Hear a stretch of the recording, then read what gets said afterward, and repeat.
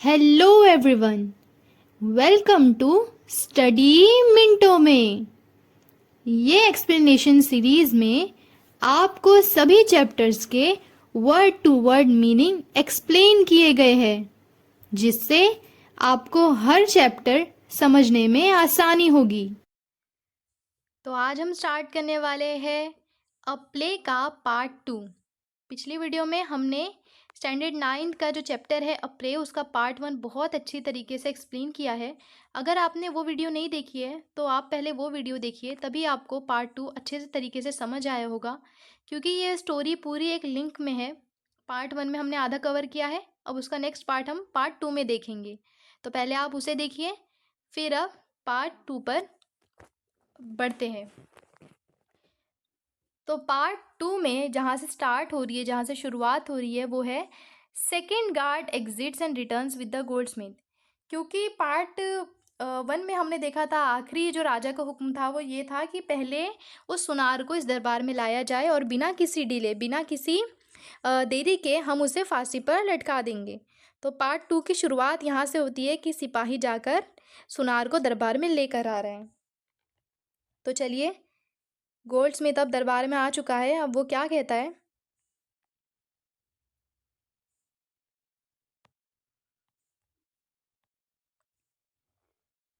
इन अ cranky tone, लड़खड़ाती हुई आवाज में वो कहने लगा, O noble king, I beg of you. O महाराज, मैं भीख मांगता हूँ तुमसे। How can you give me such a harsh sentence, आप मुझे इतनी कड़ी सज़ा कैसे दे सकते हैं? I was merely following your orders to the letter, मैं आपके हर हुक्म को अच्छी तरीके से फॉलो कर रहा था। You commanded me to set aside all my work and get the queen's ornaments ready before her highness's birthday. You command me to set aside all my work and get the queen's ornaments ready before her highness birthday.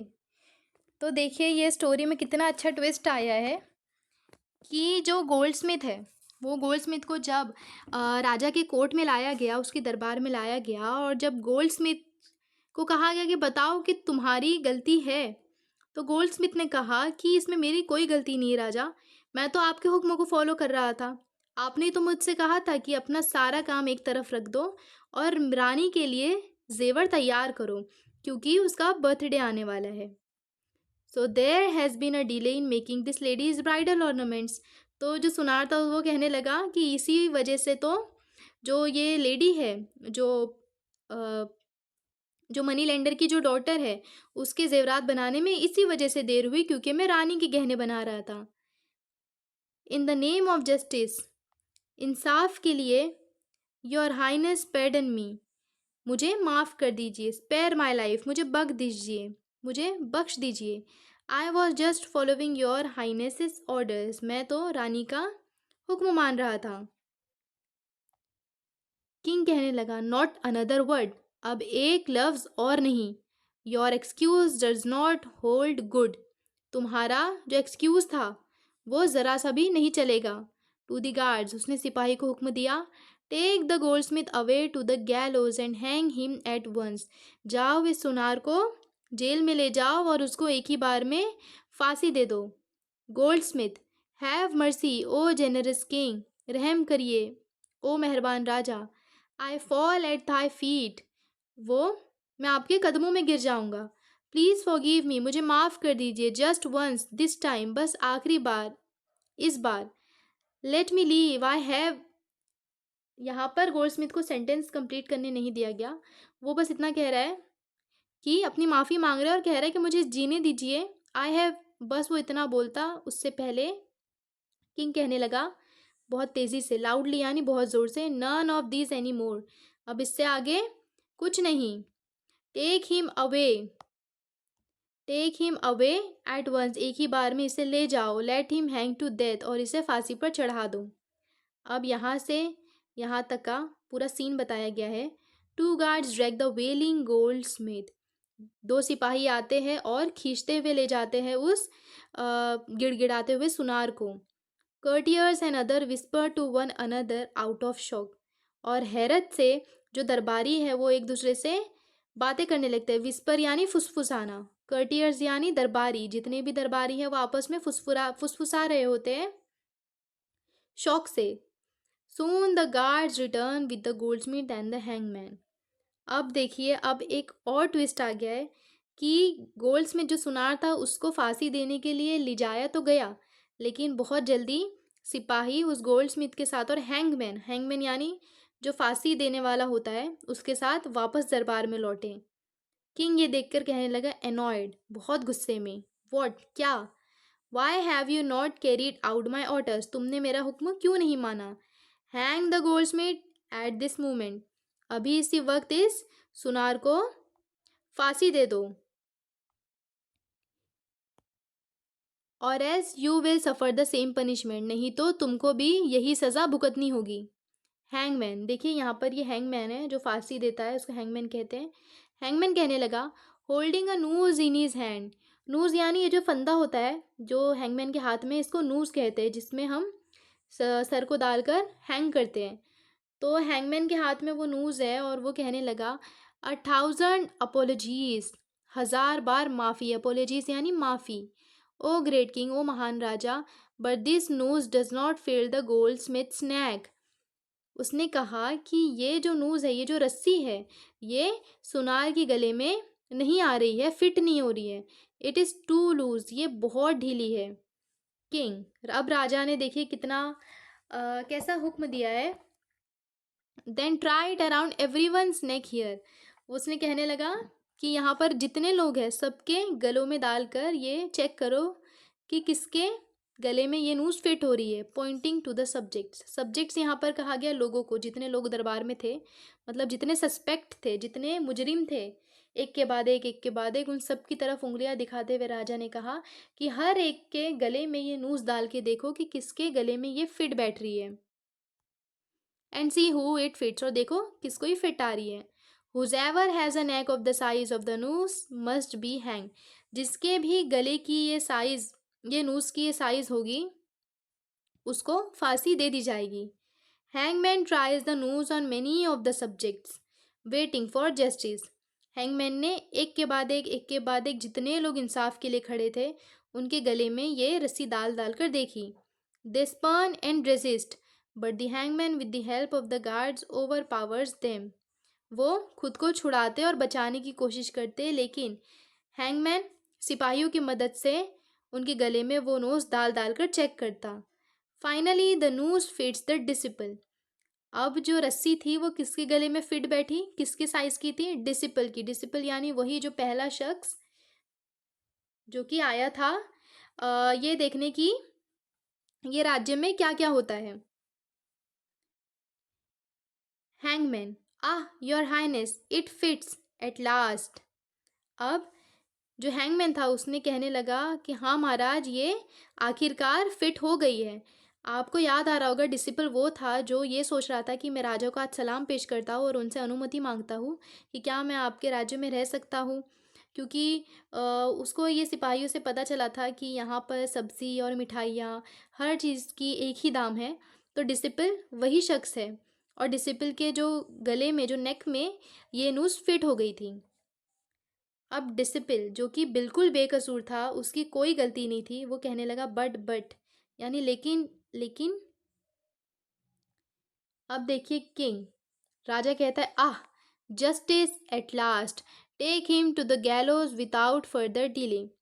वो कहने लगा कि आखिरकार इंसाफ होगा।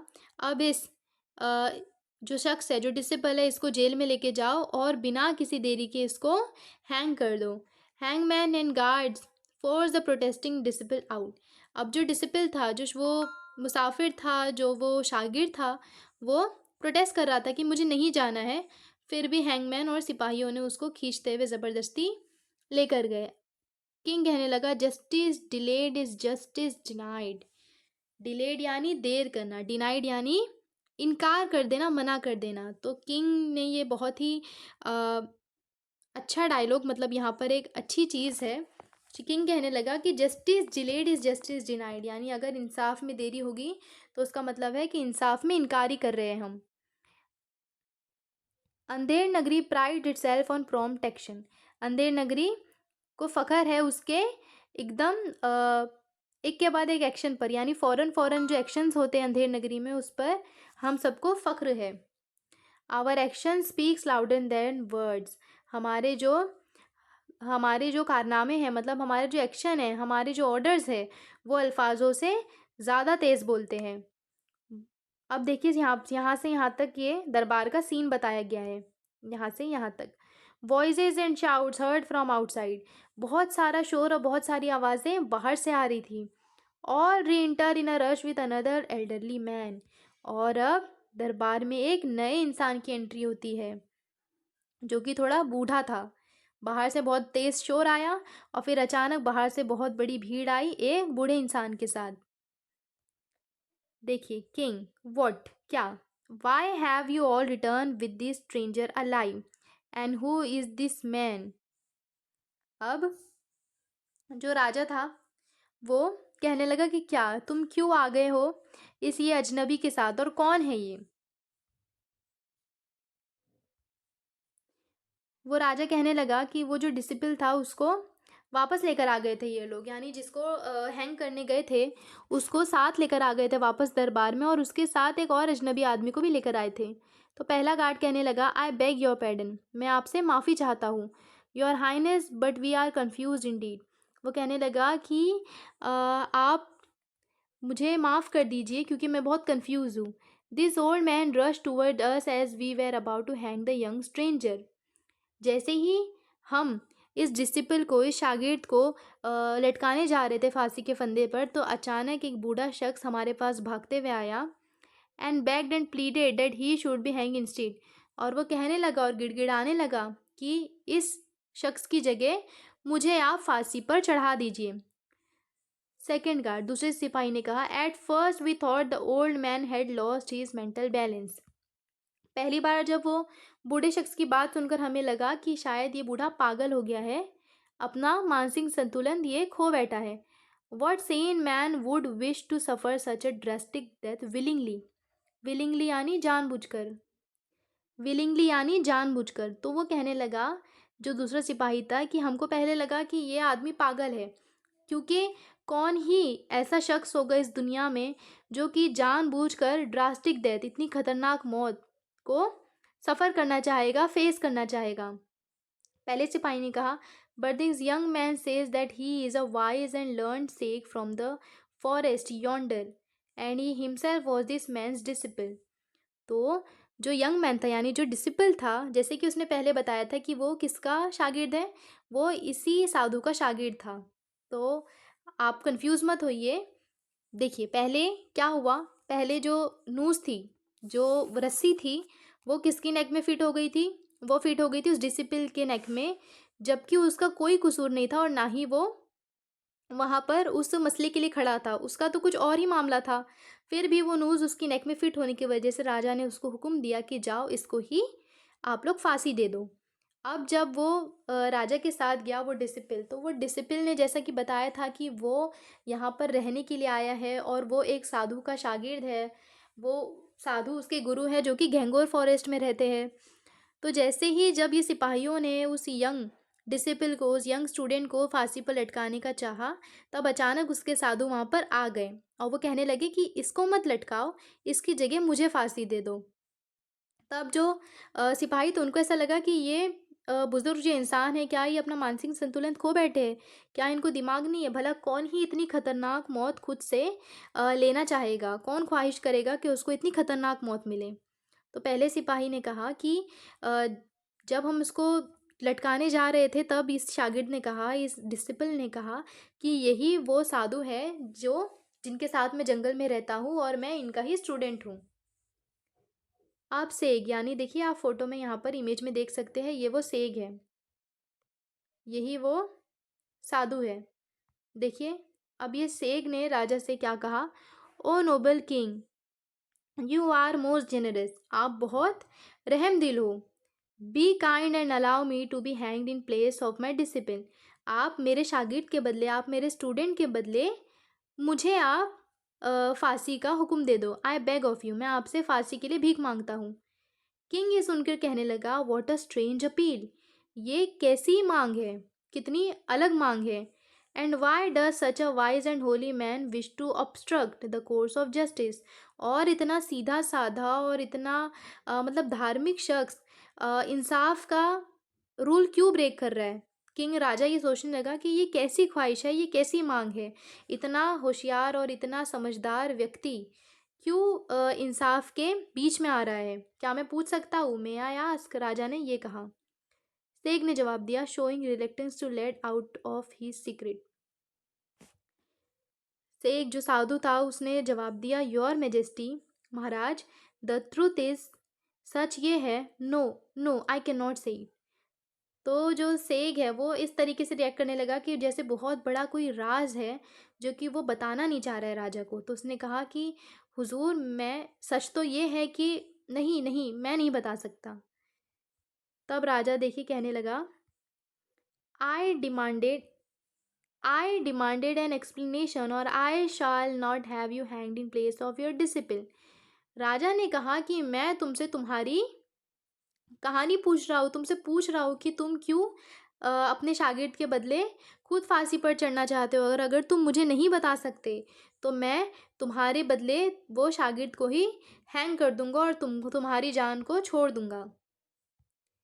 शेख ने कहा, you see, uh, it has been predicted by the great prophets. अब जो साधु था उसने कहा कि मैं देखता हूँ कि ये जो मैं बताने जा रहा हूँ ये बहुत प्रॉफिट्स यानी जो पेश गोइयाँ करते हैं, यानी प्रॉफिट्स यानी प्रोफेसीज, यानी प्रॉफिट्स यानी जो गॉड की तरफ से भेजे गए मैसेंजर्स होते हैं उनको हम प्रॉफिट्स कहते हैं। तो वो जो शेख था वो कहने लगा कि जो मैं आज आपको बताने जा रहा हूँ ये बहुत गॉड के जो मैसेंजर्स होते हैं उनकी तरफ से ये बताया हुआ मैसेज है। No no I should not say this, नहीं नहीं मुझे ये नहीं बताना चाहिए। देखिए जो आप कहानी में देख रहे हैं कि शेख जो साधु है वो किस तरीके से कतरा रहा है कि वो राजा को सच ना बता पाए। फिर भी राजा को जानना है कि साधु को क्यों अपनी जान देनी है। राजा एनॉयड गुस्से से कहने लगा, स्पीक आउट एट वंस और your disciple will be hand. एक ही बार में बोलो वरना हम तुम्हारे स्टूडेंट को फांसी दे देंगे। ये सुनकर साधु कहता है, the great prophets have foretold that the one who will be hanged on this day in this kingdom shall। तो देखिए यहाँ पर बहुत ध्यान से सुनिए। साधु कहने लगा कि मैंने सुना है ग्रेट प्रॉफिट्स यानी जो महान प्रॉफिट्स थे, जो मैसेंजर्स थे गॉड के, उनसे मैंने सुना है कि जो आज के दिन इस राज्य में लटकाया जाएगा, फांसी दिया जाएगा, shall become the next king and conquer many more nations. यानी वो अगले जन्म में राजा पैदा होगा और वो बहुत सारे राज्य का मालिक होगा। I want to become the next great king, और मैं अगला महान राजा बनना चाहता हूँ, योर मेजेस्टी ओ हुजूर, and reign over a greater country, और इससे भी बड़ी जो कंट्री है, इससे भी बड़ा जो देश है उस पर राज करना चाहता हूँ।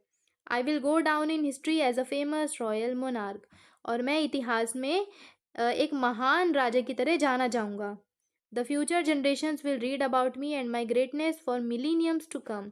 और जो आने वाली नस्लें होंगी, अगले जन्म में जो आने वाली नस्लें होंगी वो सब मेरा नाम जानेगी और मेरी ग्रेटनेस यानी मेरी महानता की कहानियाँ पढ़ेगी। तो देखिए स्टोरी किस तरीके से घूम गई है कि जो साधु था वो ये रीज़न दे रहा है लटकने का, मतलब अपने आप को फांसी पर चढ़ाने का ये रीज़न दे रहा है कि आप मेरे शागिर्द को छोड़ दो, इसके बदले मैं चढ़ना चाहता हूँ क्योंकि मैंने प्रॉफिट से, जो खुदा के मैसेंजर्स होते हैं, उनसे ये सुना है कि जो आज के दिन अंधेर नगरी में फांसी पर चढ़ाया जाएगा वो अगले जन्म में राजा पैदा होगा, इससे भी बड़े राज्य का, और वो बहुत बड़ी सल्तनत का मालिक होगा, और जो आने वाली जनरेशन्स है, जो आने वाली नस्लें हैं, वो बहुत ज़्यादा मेरे बारे में पढ़ेगी और मेरी तारीफ़ें करेगी। I shall never earn that fame if I remain a reckless ascetic। वो कहने लगा कि अगर मैं आज अपनी जान नहीं दूंगा तो शायद मैं ऐसी शोहरत कभी भी ना कमा पाऊँ। अगर मैं ऐसे ही साधु और ऐसे ही सन्यासी बन के बैठा रहा तो शायद अगले जन्म में मुझे ये मौका नहीं मिलेगा। So do grant me this favour, तो प्लीज़ आप मुझे ये मौका दे दो। O king let me die at the gallows today, आज के दिन मुझे फांसी पर चढ़ा दो। राजा कहने लगा अब देखिए ये बहुत बड़ा ट्विस्ट आया है कहानी में। राजा क्या सोचता है देखिए, द नेक्स्ट किंग, अगला राजा, and this kingdom will expand, और ये जो मेरा राज्य है ये और फैल जाएगा। Glory for millenniums to come, और इतनी ज़्यादा तारीफें आने वाले वक्त में। Why no one but I should be entitled to this privilege. देखिए राजा कह रहा है कि सिर्फ मैं और मेरे सिवा और कोई भी लायक नहीं है इस हक के, मतलब राजा बनने के मेरे सिवा और कोई भी लायक नहीं है। गार्ड्स, सिपाहियों, take me to the gallows and hang me at once without any delay. मुझे अभी इस वक्त काल कोठरी में ले जाओ और मुझे फांसी दे दो बिना किसी देरी के। हरी अप, जल्दी करो। डोंट वेस्ट टाइम, वक्त ज़ाया मत करो। What a wonderful fate in my next life, कितना खूबसूरत नसीब होगा मेरा अगले जन्म में, अगली ज़िंदगी में। अ किंग वंस अगेन, एक बार दोबारा राजा। Good bye world, bye bye दुनिया, सी यू अगेन, मिलते हैं दोबारा। All exit. और ये ड्रामा होने के बाद सब चले गए। तो आई होप कि ये स्टोरी आपको बहुत अच्छी तरीके से समझ आई होगी, क्योंकि ये बहुत इंटरेस्टिंग है। हर वर्ड में हमारा ध्यान पूरा 100% रहेगा, तभी हमें ये समझ आएगी, क्योंकि ये इतनी इंटरेस्टिंग है। लेकिन उसी के साथ साथ ये थोड़ी कॉम्प्लिकेटेड भी है, क्योंकि इसमें बहुत सारे कैरेक्टर्स हैं। तो अगर आपको हमारा एक्सप्लेनेशन अच्छा लगा हो तो हमारी वीडियो को लाइक करें, हमारे चैनल स्टडी मिनटों को सब्सक्राइब करें और ज़्यादा से ज़्यादा लोगों तक शेयर करें। मिलते हैं नेक्स्ट वीडियो में। अगर आपको अपनी रीडिंग स्पीड बढ़ानी है तो हमारे चैनल पर इम्प्रूव रीडिंग स्किल्स भी अवेलेबल है। आप चैनल पर जाके प्लेलिस्ट भी देख सकते हैं। इम्प्रूव रीडिंग स्किल्स से आपकी इंग्लिश इम्प्रूव होगी। आपको वर्ड्स का करेक्ट प्रोनाउंसिएशन सुनने को मिलेगा। Thanks for watching.